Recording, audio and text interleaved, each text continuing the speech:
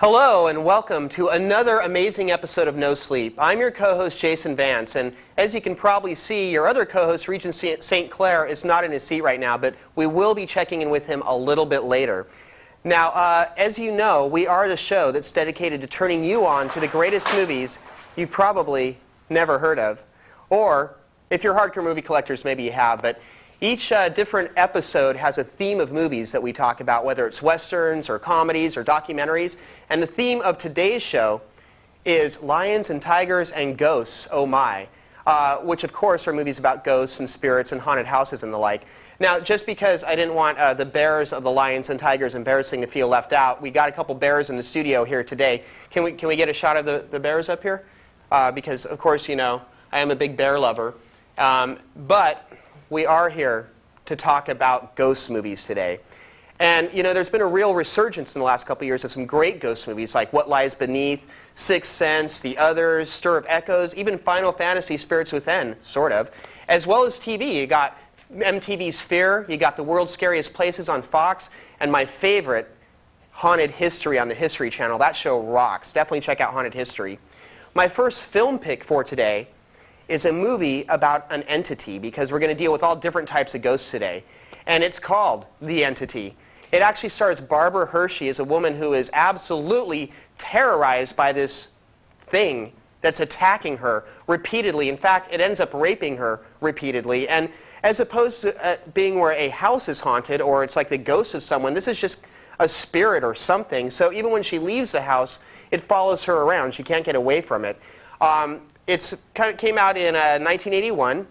It also stars Ron Silver as a psychiatrist. And we're going to take a look at a little attack scene here from The Entity when the spirits getting the best of her. And this is one of the less explicit attack scenes in the movie. So let's take a look at this clip from The Entity.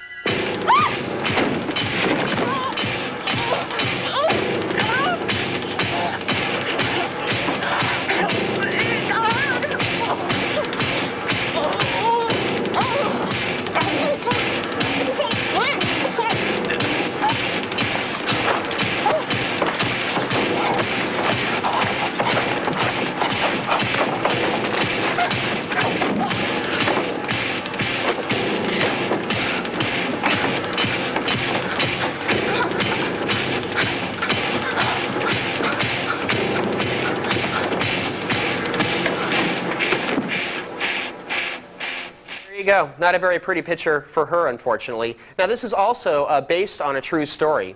And though it took place actually in Culver City, California, where this woman lived. And the last third of the movie, I get a little questionable about how true it really is, because they get involved with USC doing some, sending in some paranormal people and stuff. But it's a really great, scary movie with kind of a different kind of ghosts than you normally see. It's not really a physical thing, but more just an entity that terrorizes her. Apparently we have a ghost in the studio today as well who's not happy with our set. And my next pick for today is a movie called The Gift.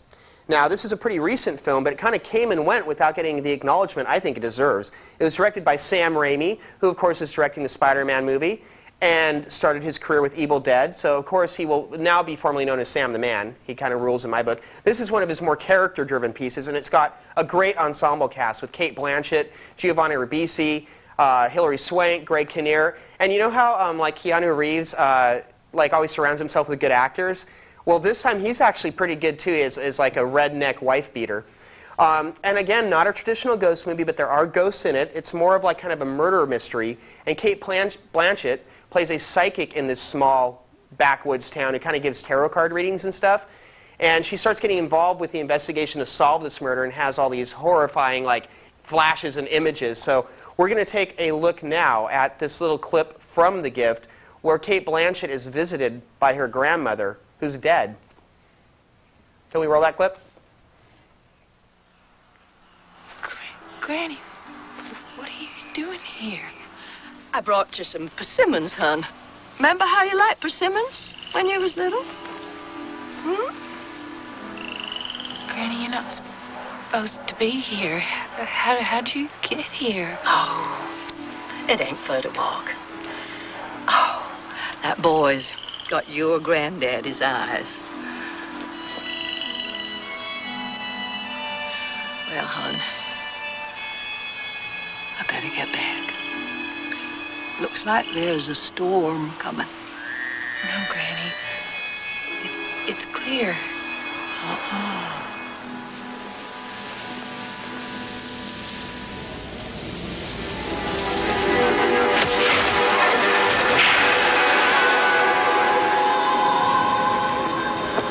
Annie, always use your instinct, honey.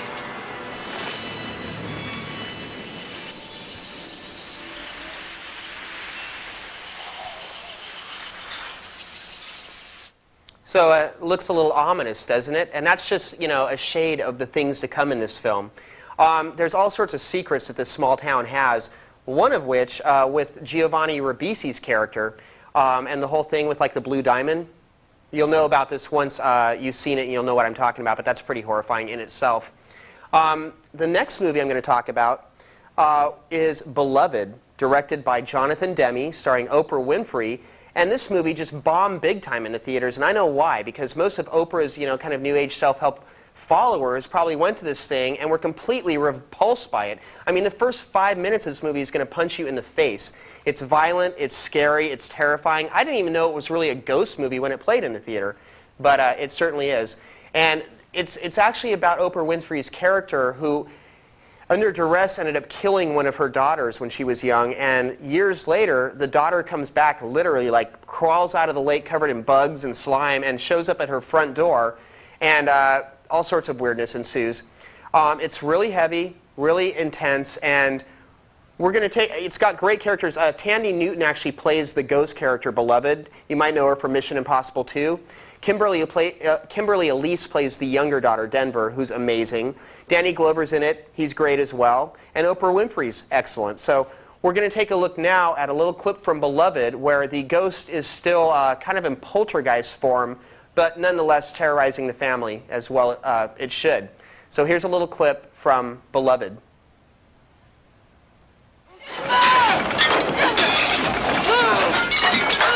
Get out the way!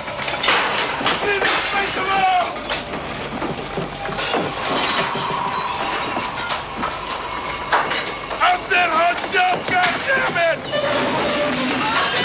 Look out!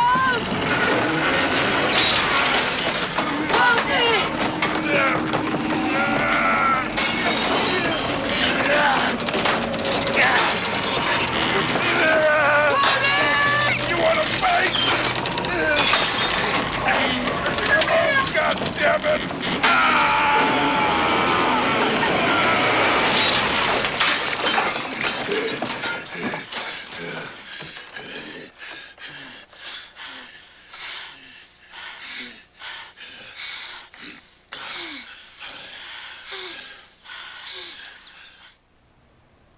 Okay, now who would have thought that from Oprah Winfrey? Certainly not me, and I'm sure not her audience either.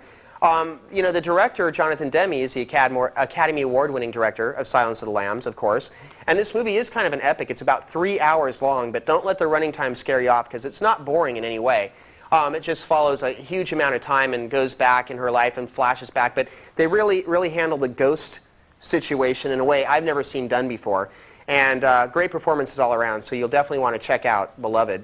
My next pick, I'm going to lighten things up just a little bit for you today, is a movie called The Frighteners, directed by Peter Jackson, who of course started his career with Dead Alive and now has completed the Lord of the Rings trilogy, which I can't wait for. It takes place in New Zealand, and it follows Michael J. Fox's character around, who is sort of a paranormal investigator, but here's the kick, he actually works with ghosts. So he'll send the ghosts in to like haunt somebody's house, so they call him and he can come and like capture them or exorcise the ghosts. And there are some mean ghosts in it, but overall the tone is pretty comedic and kind of slapsticky. And a lot of times ghosts are portrayed as malicious, where in this, kind of like along the lines of the old Topper movies or the more recent like Casper, the Friendly Ghost. It's more in that kind of a vein. But a lot of fun. It's got a really unique visual style thanks to Peter Jackson. Great performances all around. we're going to take a look at a little clip here, and you'll see some of the tomfoolery that the ghosts get up into in this movie, along with Michael J. Fox, who I think rocks. So here's a little peek at the Frighteners.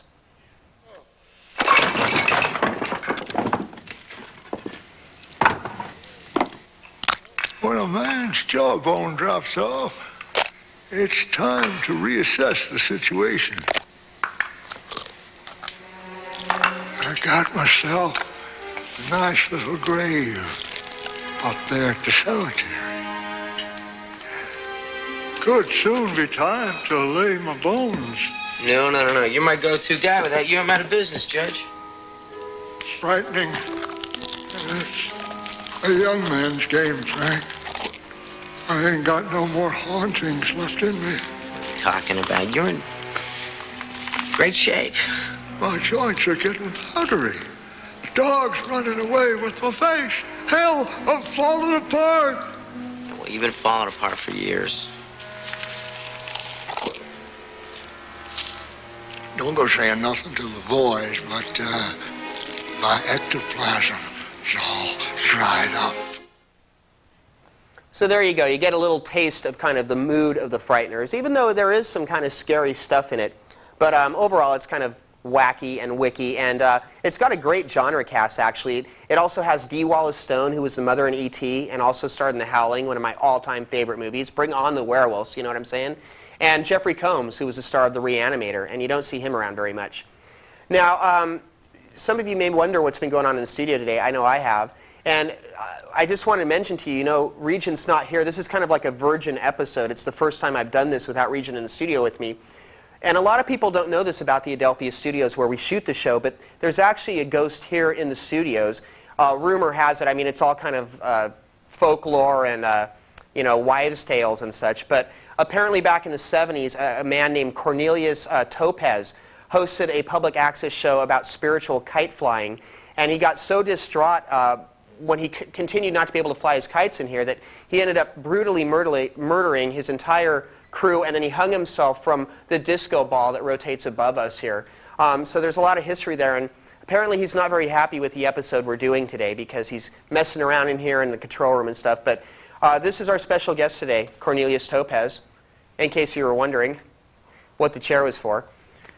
But don't fear, because we do have Regent standing by.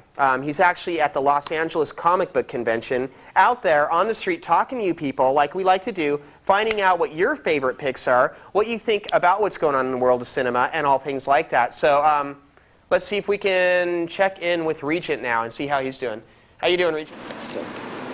I'm doing great, Jason. Of course, I'm here at the Shrine Auditorium for the Comic Book and Science Fiction Convention, which they have once a month here at the Shrine Auditorium. I'm going to pan up to the grandeur. You get the grandeur there? Excellent. All right. This is, of course, where they hold the Academy Awards every year. Of course, they're not having it today. Back, okay? So here we are, and we're talking at the Comic Book Convention too. Cat. Cat. We're talking to Cat. And what is your favorite movie, Cat? Matrix. The Matrix. And why is it your favorite movie? Kicks ass. Because it kicks ass. And what do you do for a living? I own a comic book store in Studio City, DJ's Universal Comics. He owns DJ's Universal Comics in Studio City.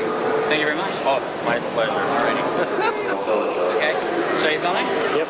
Okay, and here we are. We're talking to Ryan? Ryan Everly. Ryan Everly, and we're at the Comic Book Convention. And what is your favorite movie? You know what? Transformers the movie. Transformers the movie. Yeah, as far as you know, animated movies.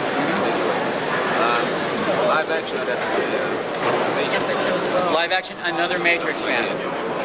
Well, here I am. I'm Regent St. Clair, of course, from No Sleep TV, and I'm here with Jenner Caps. And where do you work, Jenner? Can you hear us? Can you hear us on the microphone? Great. Where do you work, Jenner? I'm a leathersmith. A leathersmith? Called Albane for Leather. Albane for Leather, great. And what is your favorite movie, Jenner? My favorite movie of all time is The Quiet Man with John Wayne. With the 35-minute fight scene, right? Yes, because 35-minute fight scene. I love John Wayne, and I love the stuff he does. She loves John Wayne, and she loves a good fight scene. It's beautiful. There you go. I love them together. The Quiet Man, Jenner Caps, Albane for Leather. Mark. With Mark, and Mark works here at the Comic-Con. And Mark, what is your favorite movie? My favorite movie is Final Fantasy: The Spirit of the Flame. Final Fantasy: The Spirits Within. And why is that your favorite movie? Because I like the animation and I like the games. He likes the animation and he likes the game series. Yes? Well, thank you very much, Mark. All right. And we would love to ask the orange chick over there what her favorite movies are, except, you know, we probably have to pay for that. So we'll probably pass on that.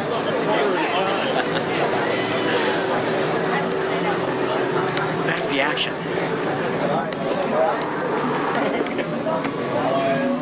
Okay. Yeah, are we rolling? Baby. Yep. All right, and here we are, again, still at the comic book convention with Mike. Hi. Mike. Mike, what is your favorite film? Oh my God, there's a whole long list. Geez, you know, you're doing a ghost show, right? Right now? Yes, we are. You know what? Beetlejuice is a great movie. Beetlejuice. What is it about Beetlejuice that you like? Oh, save it for later, Chuck. The whole, I don't know. What else is about Beetlejuice? You know, you gotta love Gina Davis. And Sure. oh God, I have something on my teeth. That's stuff. No. Well, there's a little mishap right there. We thought there was an accident, You know, but actually there wasn't. So, Beetlejuice is your favorite film? Oh, come on. Yeah, you know, you got like Otho, you got like, hey, Sonora, shake your body line. There you go. Hey, Sonora. Sure. The Ghost Limbo line. Gotta love Yeah, that. you gotta love all those football players like that. Beautiful. It's hysterical. Thank you very much. Okay. All right. There you go. Real loud. Okay. Well, why don't I just do this? There you go. There we go. Hey. So just go ahead. Stick the Hi, mic in here my we are. face. We're still at the Comic-Con. Dr. Zayas just fucking split. So we're here talking with Brian Kustek. Brian, and Brian's is actually one of the vendors here at the Comic-Con. What is your favorite movie?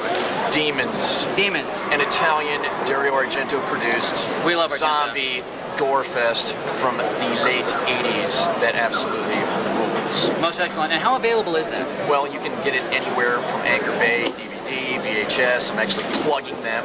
Sure. So they we owe love me. Anchor Bay. But you can get it anywhere in any video store right now. Just go off and buy Demons because Demons absolutely rules. It's the greatest zombie film of all time. Is there any other title that film had besides Demons? Just Demoni in Italy. There you go. But Demoni. Demons, Demons 2, buy them all. Buy anything that Argento put out, that he directed, that he made, whatever. There you go. Another Argento. Anything Italian. Anything Italian rules. I think Brian likes Argento. Yes. Back to the studio and you, Jason. Okay, so good to know Regent's out there and doing fine and talking with you people. Got some good choices there. I especially like that Beetlejuice guy. He's funny. And we're also going to do something brand new that we've never done before. And we have actually, you know, we always send out little emails before we tape to ask you what your favorite movies are. And this time we're going to feature a fan favorite, which we kind of turned it around. But we got a little message from Dan Woods here, who listed a bunch of cool movies, including a Scooby-Doo that I like. And he chose The Haunting. But he chose the new Haunting with like Liam Neeson and Catherine Zeta-Jones, and we just can't go that way. So we had to feature The Haunting, but the 1963 version directed by Robert Wise, who also directed Sound of Music, and starring Julie Harris, which is one of my all-time favorite ghost movies. It is one of the best ghost movies. The only reason I didn't pick it was because it's kind of well-known, but since you did, I'm going to get away with it here. So we're going to take a look at a little clip from the creepy Haunting, which, by the way, has little or no visual effects at all. It's in black and white, but the story still stands up so well. And when you're watching the movie, make sure and look for those undertones of lesbianism going on. You know, and this movie came out in '63. So here's a little clip to get a taste of the weirdness and the weird camera angles from The Haunting. Let's take a look. A house that was born bad.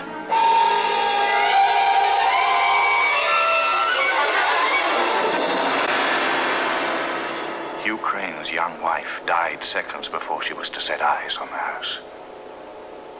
She was killed when, for no apparent reason, the horses bolted, crashing her carriage against a big tree.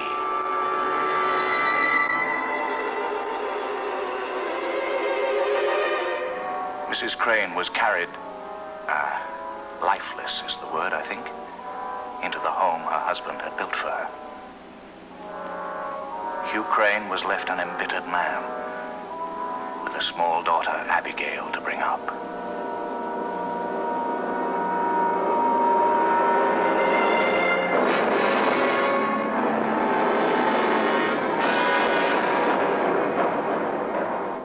So there's a little sense of the style of the movie. You didn't get to see it in this clip, but the house in this movie is a character unto itself. I mean, it's super big, super creepy, and this is one movie that just stands the test of time.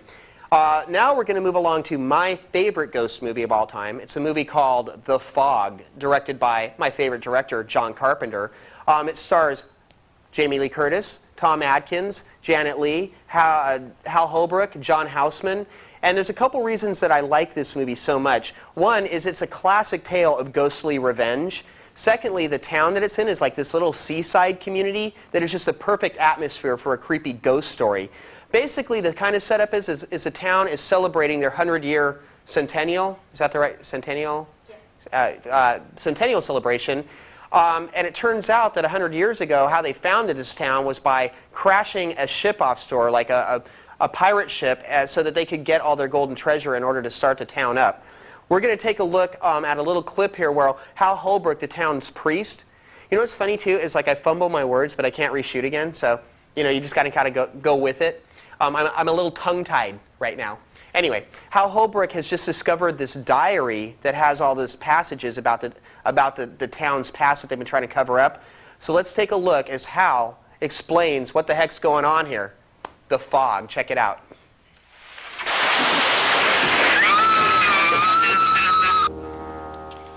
April 21st, the deed is done. Blake followed our false fire on shore, and his ship broke apart on the rocks off Spivey Point. We were aided by an unearthly fog that rolled in as if heaven sent, although God had no part in our actions tonight. Blake's gold will be recovered tomorrow, but may the Lord forgive us for what we've done. I couldn't read any further. Your grandfather had a way with words. Our celebration tonight is a travesty. We're honoring murderers. So there you go. I was really, really torn about showing that clip because I wanted to show you really bad some of the cool ghosts in here because they are so creepy and scary. But I just love that monologue so much that Hal Holbrook does. I actually had it on my answering machine for a long time, so I had to go with the monologue. But you're going to have to pick up the movie and check out the ghosts because they are super cool and super creepy. And I actually have my copy of The Fog signed by John Carpenter. I don't know if you're checking this out or not, but you see here where he wrote to Jason, my best. I kind of wanted to just put friend under that, but I'll try to be good. So now I think what we'll do is read some of your emails about some cool ghost movies that we sent out to you. Oh, you know what? Before I do that, I want to talk about a really cool thing that happens every year here in Los Angeles at the end of October at the LA Orpheum Theater downtown. It's called the Spookathon, and it's happening this year, Friday, October 26th and Saturday the 27th. Don't have the lineup confirmed yet, but take my word for it. It's going to be some really great movies that you don't get to see on a big screen very often. Last year, they played Motel Hell and Last House on the Left. Can't beat that. You can get more info on their website. It's a nonprofit organization at LA Orpheum, LAORPHEUM, Orpheum.com. So check that out. We'll have updates too. Go onto our website. I'll give you the address in a second. Sign up, and you'll receive little email updates, and we'll update you on the Spookathon schedule as we get more information on that. We got one email here from Charlene Aschendorf, who chose the 1958 classic House on Haunted Hill, of course. And also we had Uncle Dale, who has a great list. Orgy of the Dead, 13 Ghosts, Things That Happen at Night, Hillbillies and a Haunted House. I like that. And also House on Haunted Hill. We got from William Peregrine, I think, Sixth Sense and Stir of Echoes, little contemporary films there. Larry Ludwig chose In the Midnight Hour with Sherry Belafonte, and yours truly. I guess Larry plays the milkman who dies and comes back to life a lot.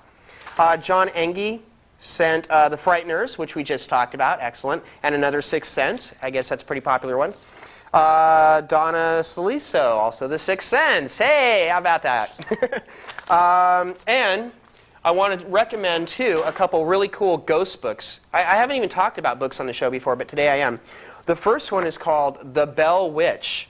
And this takes place in the late 1800s, and is actually a journal that this guy kept documenting the haunting of this particular family that went on over a period of years. And even though it's called The Bell Witch, it's not about a witch, and it's not like a Blair Witch ripoff thing or anything. It's totally original, totally unique. If you're looking for a good read and a good ghost story, check out The Bell Witch. We also have Haunted Houses of California, which covers all of the California area and goes through, it actually lists address and phone numbers of all sorts of homes and businesses that are supposedly haunted. If this was like a real show, we'd have like a montage right now of like different houses in the book that I could show you, but we can't. So you're going to have to go and pick out the book for yourself. And one day I'm going to go on my road trip of haunted houses across America, and I'm going to use this when I'm traveling through California. And let's see, how much time do I got left? Quite a bit? None? 1 minute? Okay, well, here's our contact info then. You can contact us through CL Productions at P.O. Box 66880 LA, CA 90066, or call our producer Camille at 310-398-4214. You can also email us at nosleeptv@hotmail.com, and definitely check out our website. It is the sweetest thing you've ever seen. It's at www.nosleeptv.com. Like I said, go in there, sign up. We'll give you updates about when the show is going to be on, all sorts of cool screening events that happen in town, as well as the Spookathon that I mentioned earlier. So I hope that you enjoyed the episode. It's been kind of an interesting one for me. But at least I've had some good people here to help me through it. Thank you. So I guess that's it for this episode of No Sleep. But check in again, because we're going to have lots of great more episodes coming up. And how are we doing? Is that it? Okay, I guess that's it.